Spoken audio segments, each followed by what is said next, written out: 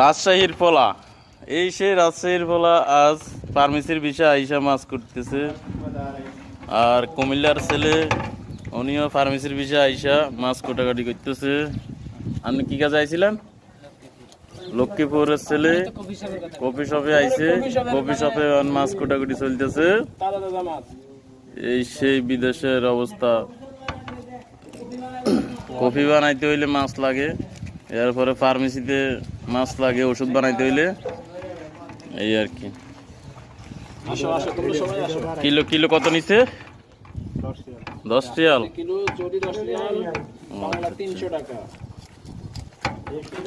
1.5 kilo 15 টাকা। 1 kilo 600 শেষ করতে একটা।